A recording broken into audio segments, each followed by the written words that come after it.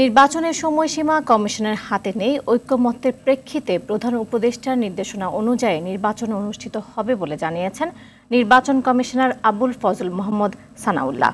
মঙ্গলবার নির্বাচন কমিশনে ইউএনডিপি সহ 18 দেশের রাষ্ট্রদূত ও মিশন প্রধানদের সাথে বৈঠক শেষে সাংবাদিকদের তিনি একথা বলেন। তবে ডিসেম্বর ধরেই নির্বাচনের সব ধরনের প্রস্তুতি নিচ্ছে নির্বাচন কমিশন। নির্বাচন আয়োজন নিয়ে সব রকম সহায়তার আশ্বাস দিয়েছে ইউএনডিপি।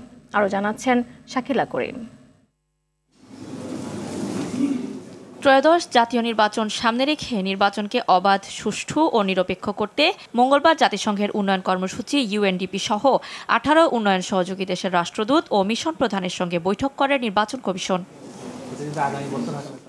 বৈঠক শেষে ইউএনডিপির আবাসিক প্রতিনিধি স্টেফান লিলার জানান, ভোটার তালিকা হালনাগাদ, ভোটারদের ভোটে উদ্বুদ্ধকরণ সহ সুন্দর একটি নির্বাচনের জন্য সব ধরনের সহায়তা করবে ইউএনডিপি।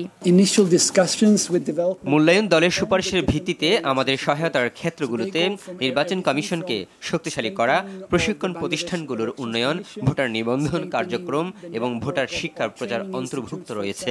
এতে বিভিন্ন শ্রেণী পেশার মানুষ যাতে নির্বাচনে অংশ নিতে পারে তা নিশ্চিত করার উপর গুরুত্ব দেওয়া হয়েছে। এ সময় নির্বাচন কমিশনার আবুল ফজল মোহাম্মদ সানাউল্লাহ জানান, নির্বাচনের সময়সীমা কমিশনের হাতে নেই।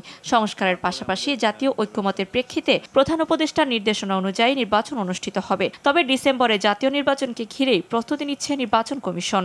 আমাদের বাস্তবতায় দুটো নির্বাচন একসাথে করা সম্ভব নয় এবং অতীতের অভিজ্ঞতায় দেখা গেছে সকল স্থানীয় সরকার নির্বাচন ফেজে করতে গেলে পারে প্রায় 1 বছর সময় লেগে যায়। তিনি আরো বলেন, স্থানীয় সরকার ও জাতীয় নির্বাচন একসাথে সম্ভব নয়। তবে সরকার চাইলে জাতীয় নির্বাচনের আগেই স্থানীয় সরকার নির্বাচন করতেও প্রস্তুত নির্বাচন কমিশন। আমাদেরকে আর্লিয়েস্ট ডেটটা ধরে নিয়েই প্রস্তুতি নিতে হচ্ছে। আমাদের অবস্থান এখনো অপরিবর্তিত। আমরা ডিসেম্বরকে ধরে নিয়েই আমাদের প্রস্তুতি গ্রহণ করছি। আমাদের কোনো ভিন্ন প্রস্তুতি নেই, একটি প্রস্তুতি। শাকিলা করিম, RTV, ঢাকা।